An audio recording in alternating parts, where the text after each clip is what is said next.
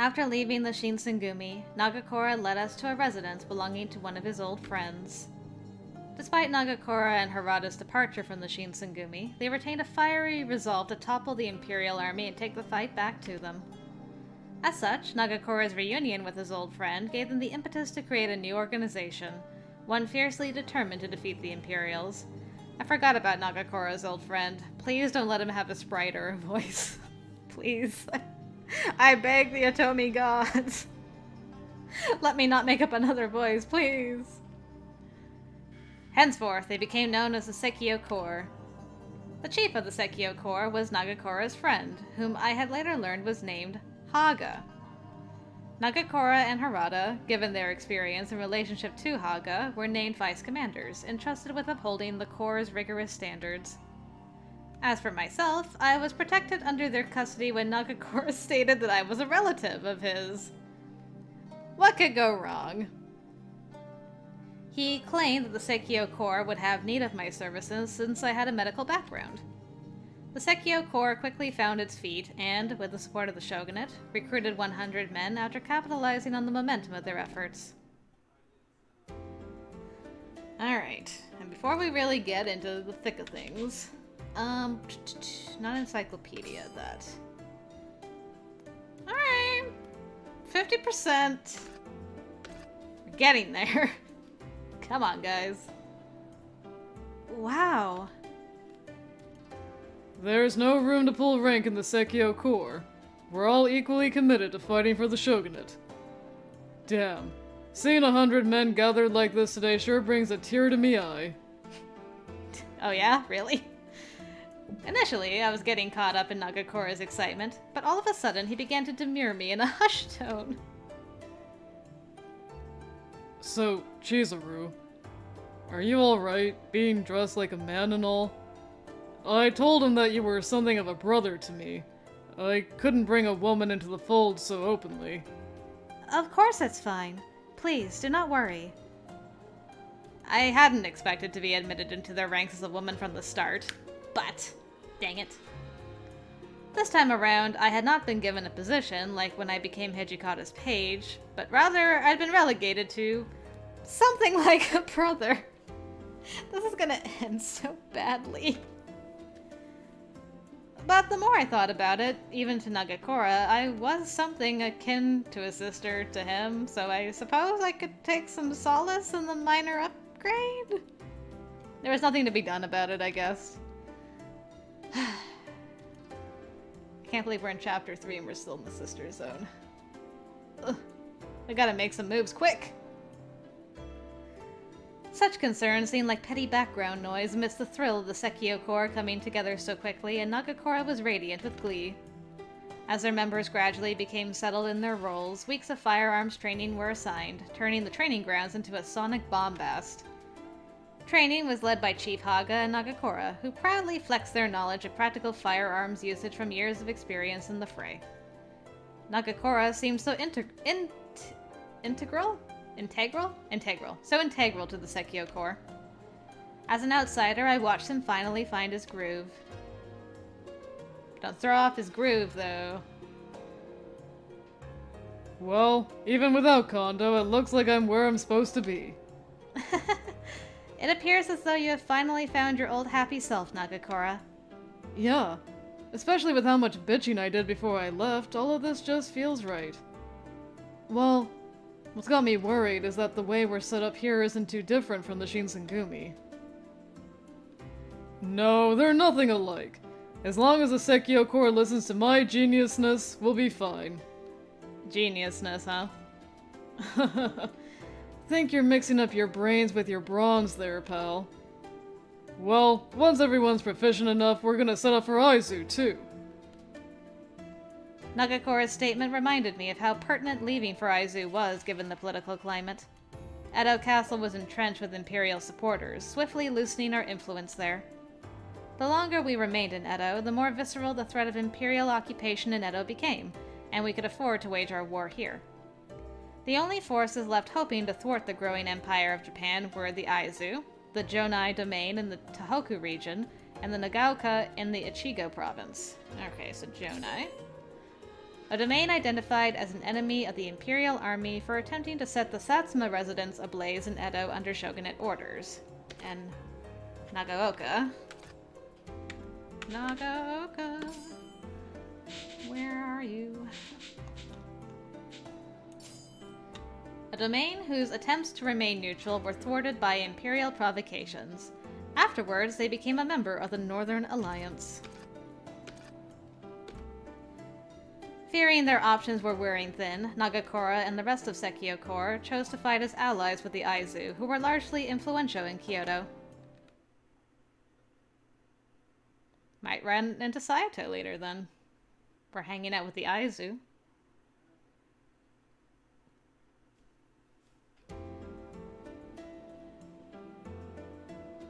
While en route to Aizu, the Secchia Corps became affiliated with the Densho Company, who served what remained of the shogunate in Utsunomiya Castle. The Densho Company was notorious for its Western methods, especially amongst the usual shogunate guard. Notoriety spread of how they had successfully laid siege and captured Utsunomiya Castle in the span of time it would have taken an army 5 times their size. Hey, it's Otori! Greetings, I am Keisuke Otori, Infirmary Magistrate of the Densho Company.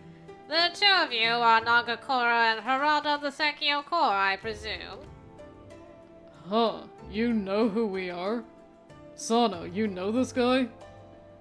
No, this is my first time meeting him as well. Hijikata has made mention of you. He noted something about a man wearing a handkerchief atop his head and a man with a spear being reliable Shinsengumi assets. Handkerchief? I was referencing the cloth that you've got wrapped around your head. Oh, this? This is just a hand towel. Ha ha ha. Anyway, is Hijikata here or something? Hijikata has actually already gone on ahead. Nagakura seemed incensed at the idea of seeing Hijikata, but cooled after hearing Otori's response. It was awkward, I'd imagined, to run into your former commanding officer after such a bitter split. If Otori's here, does that mean that Kondo's already been beheaded? I'm not exactly sure how much time has passed. He is quite the character. His reputation as a demon certainly precedes him, and he gave our men no room to relent as we stormed Utsunomiya Castle. Otori's words of praise were unexpected, and we gazed up at the towering Utsunomiya Castle, casting its hulking shadow above us intimidatingly. So, Hijikata's responsible for taking Utsunomiya Castle. Wow. Yup, no room for us to slack anymore either. The two were slack-jawed, astonished by the idea. I remember, that was quite a battle in Toshi's route. Any doubts they may have held about the competency of Hijikata as a man or a leader swiftly evaporated. And who might this charming lady be?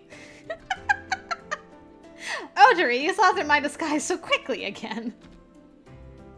Oh, Did he say lady? Oh no. I guess my disguise was rather crude.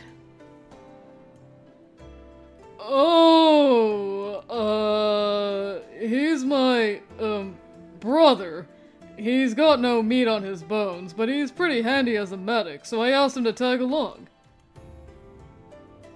Ah, your brother, eh?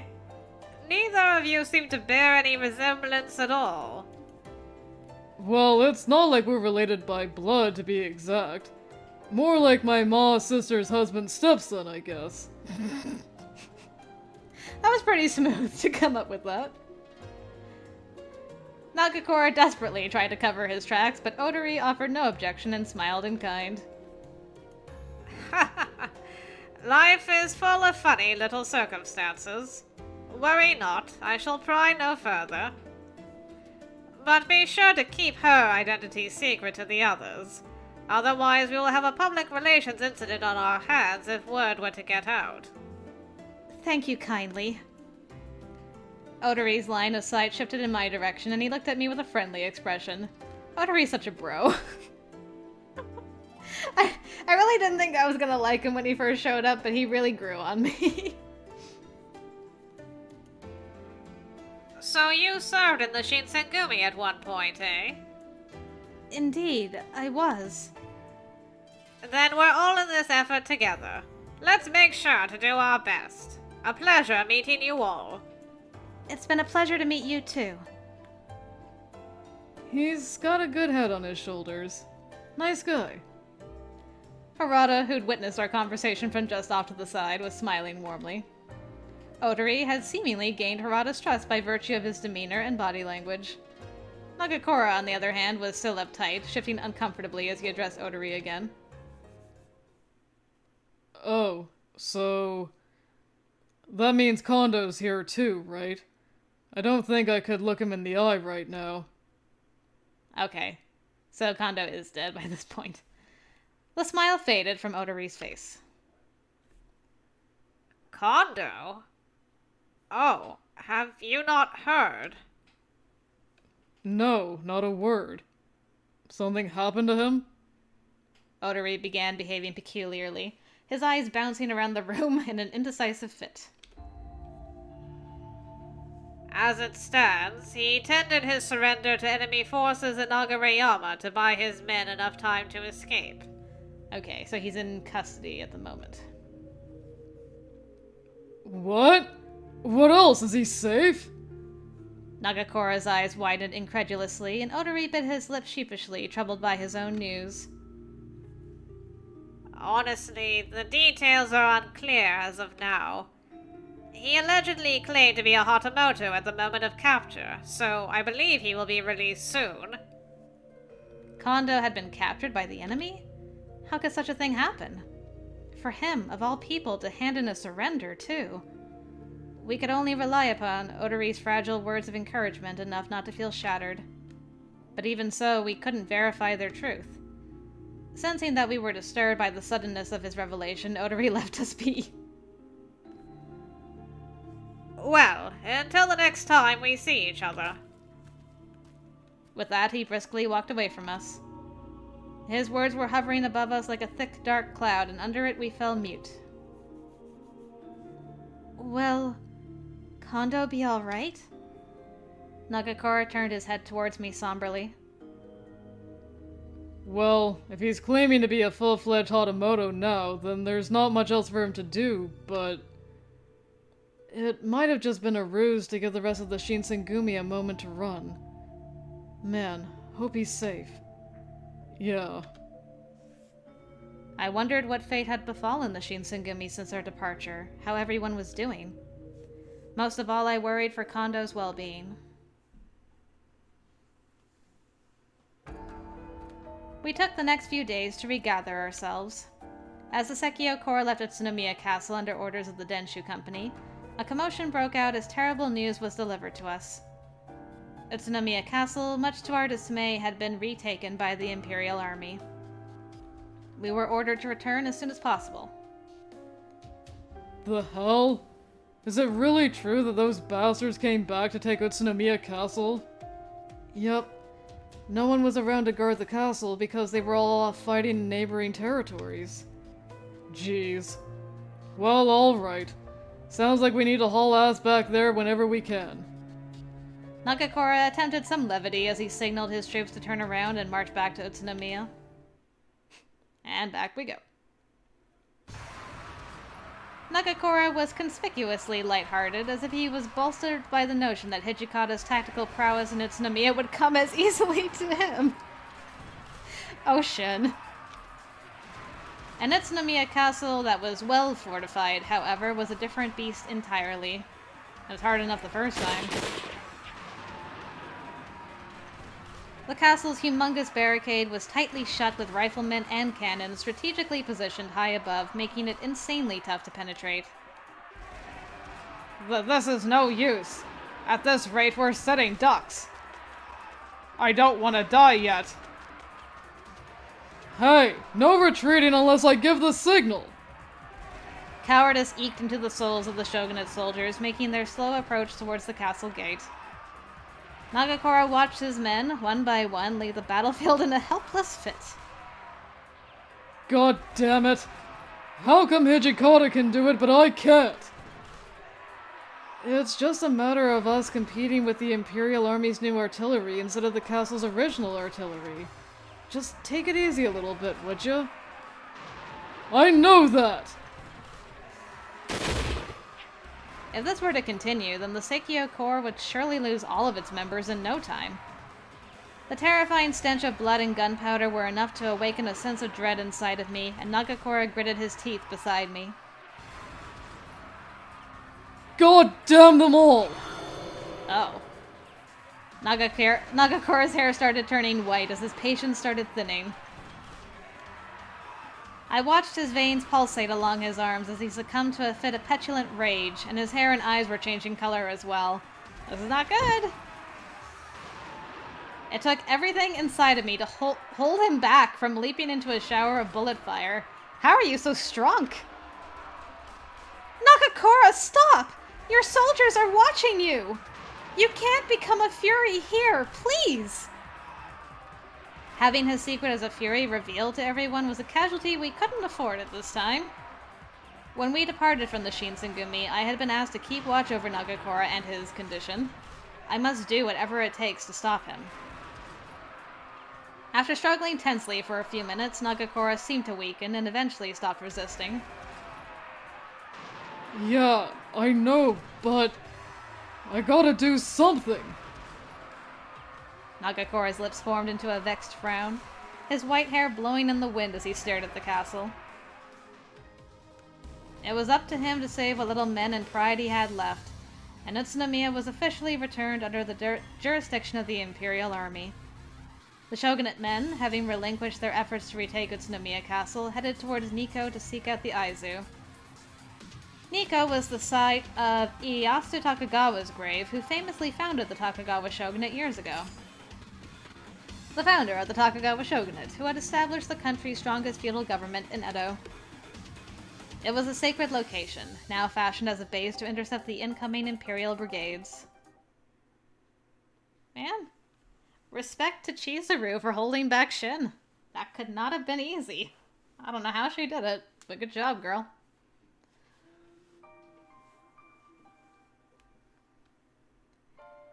As it turned out, choosing Nikko as the location for their base was fraught with several problems. Operating in Nikko became an issue as the shogunate hadn't intended for the site to become desecrated by warfare, so they re-chose Aizu as their destination. In an act of irony, Nikko was overtaken by imperial forces, and we lost another strategic location.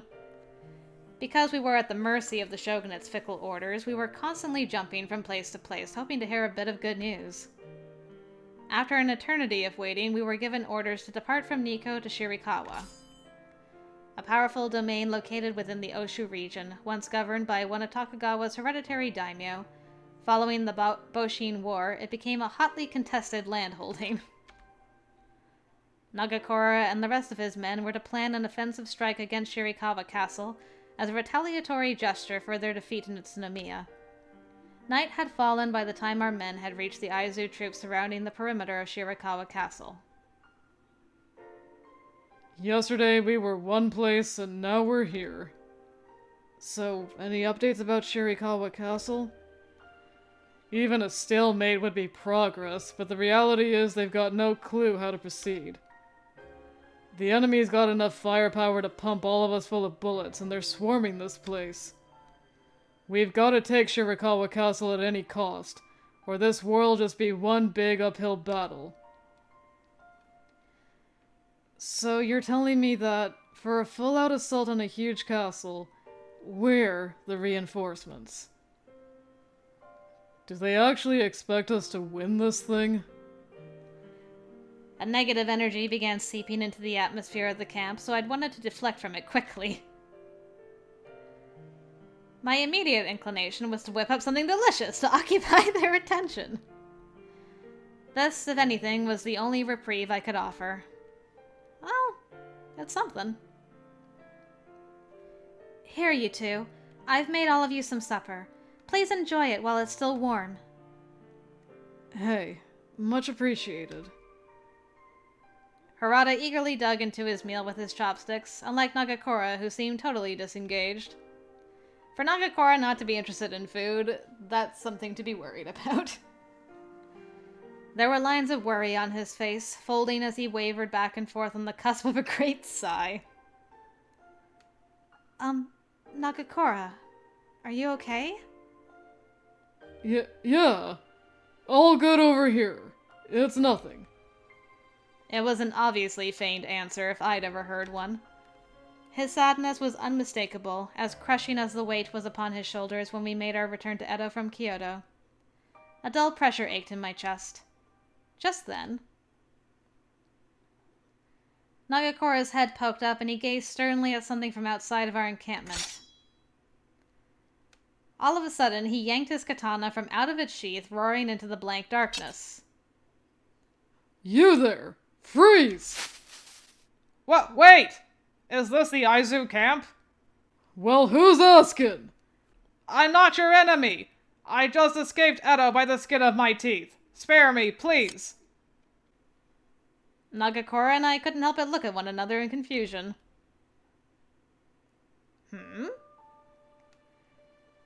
Our strange visitor was a soldier dressed in shogunate attire with a sunken face who had just narrowly escaped the occupation in Edo. Judging by his slovenly appearance, I figured that Edo, in its current state, took a massive toll on him. After we had left the Shinsengumi, news of Edo's occupation hit me like a cannonball, and I worried for the safety of our old friends. However, there was some solace to take in knowing that Edo hadn't fallen victim to savage warfare. After taking a moment to catch his breath, the soldier revealed to us a devastating bit of information. You serious? Kondo was decapitated? What the hell? I didn't get all the details, but after he surrendered, they uncovered his true identity and sentenced him to a beheading at Itabashi. No, that can't be. I can't believe they executed Kondo. My jaw fell agape as I tried to make sense out of it all. From what we were previously told, Kondo had handed in his surrender as a Hatamoto. So, is all of this true? Well, it's not like I was there to see it all, but it's been put into circulation in a woodblock print. Kondo had passed away. The thought struggled to find its feet in my mind. Such a thoughtful and boisterous leader, cruelly taken from us too soon. On top of it all, he suffered humiliation by being beheaded in front of a public audience. His honor was stolen, and instead he was brandished as a criminal. Was the shogunate so unwilling to exert the effort of saving his life? A lifetime of service and sacrifice, discarded by the people for whom Kondo had sworn his life. Maybe if I'd stuck around a bit longer, Kondo wouldn't have been killed. Nagakora gnashed his teeth, struggling to reconcile his grief as he focused the blame upon himself. But Hijikata should have been there for him. How the hell did he let it all happen? We all stared nervously back at Nagakora as his temper flared, and only with Harada's cool guidance could we hope to ease Nagakora's pain. It's interesting, I never thought I'd see someone other than Soji blame Toshi for Kondo's death, but here we are. Calm down, man. You heard the story. Kondo sacrificed himself to save the Shinsengumi. I assume Kondo gave Hijikata and the others an out so they wouldn't be in the same position. But they didn't even let the guy commit seppuku? They had to behead him? Pretty fucked up to me. Maybe Hijikata saw this coming from a mile away. Kinda explains why he fought tooth and nail to take the castle. Maybe he had a grave to dig. If what Harada was posturing were true, that Hijikata was somewhat aware of Kondo's fate, I couldn't begin to imagine the anguish befalling him, how bitterly he must have taken the news. Watching Nagakora lose his composure was a vivid enough picture for me to envision how the rest of our friends may have reacted. Words escaped me, as they so often did, as I looked towards Nagakora scowling at the crackling campfire. So, anything else you'd like to share with us? Yes, sir. The Shogi Company, who stayed behind in Edo, are currently holding Ueno as a fortress. If they're standing their ground in Ueno, then it's only a matter of time until Edo's conquered with steel. Harada's brows furrowed in contemplation. One of the motivating factors in our departure from Edo was avoiding being in the epicenter of a large-scale conflict. Death was pursuing us at every turn, and we were helpless in fleeing from it. All of my rage was directed at the Imperial Army, who shamefully condemned Kondo to death, and at the shogunate for being complicit in the act. My fondness for Edo was wilting, like all things do, as its character and its citizens became alien to me. It was no longer a place to call home. After sharing with us what he knew, the soldier was whisked away to an Aizo domain representative. When it appeared as though our relative privacy had been restored, Nagakora and Harada produced 2 large bottles of sake, seemingly out of thin air. The 2 of them raised a silent toast, presumably in honor of Kondo. I held my tongue as I watched them throw back several shots, their cheeks becoming as rosy as a springtime afternoon. Soon my own cheeks were wet from tears that flowed in a steady deluge into the late, late night. Poor Chizuru could probably have done with some sake, too. Meh. Whew, that was heavy. Wow. The brisk dawn air bit my sensitive cheeks. Sadly, I welcomed the morning without much sleep. Nagakora crawled from his tent with dark bags sagging under his eyelids, which led me to assume that his night had been similarly restless. Harada, however, greeted us with a startlingly deadpan expression. Oh? Shinpachi, we need to have a chat. What's up? Harada's eyes darted left and right, and he bit into his lip as he quickly searched for the right words. Once he'd made up his mind, he snapped his fingers playfully, celebrating his tiny breakthrough. Okay. Remember how we heard that the Shogi Company's gearing up to take on those Imperial bastards? The clock is ticking until Edo becomes a total war zone. So, to hell with the shogunate, I stand with Edo's people. I ask your permission in leaving for Edo. Huh. Interesting. I was wondering, because I'm like, Harada left with us on his route and didn't continue with Shin. I assumed he was going to do that here too for different reasons, and so this is the reason. Kondo's death was the turning point where he's like, to hell with everything. The only thing I care about is Edo now. Huh. My heart aches for everyone who've supported us, including those who took care of Kondo and Tama. Give me a chance to see if they're going to be okay. When I confirm they're safe, I'll return immediately. Wait. Was Harada planning on returning to Edo alone? His request completely blindsided us, given that our march to Aizu was already set in motion. Immediately, I turned to look at Nagakora, whose lip quivered in the crevice of his mouth as he thought deeply about his dear friend's sudden request. If Harada were, in fact, to abandon their cause in order to pursue a separate mission, Nagakora would surely be thrown into another emotional crisis. As I gathered the courage to voice my passionate objection to his request, someone else spoke first. Nagakora stepped closer into the circle, his eyes boring heavily into Harada's.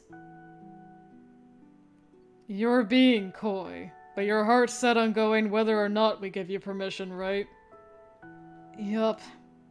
Got me. Leave everything to me. I've got enough spit and grit for the 2 of us, so don't worry. Go out and kick some ass, man. Thanks, Shinpachi. Guess this is goodbye, then. They exchanged conversation casually, as if they were discussing any other subject.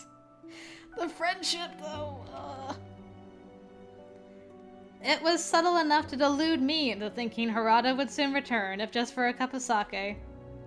The truth was a greater task to stomach.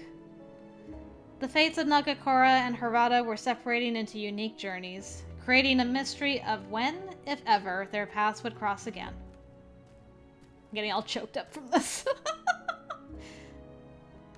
Harada lowered his head with a curt bow as he walked past Nagakora towards me.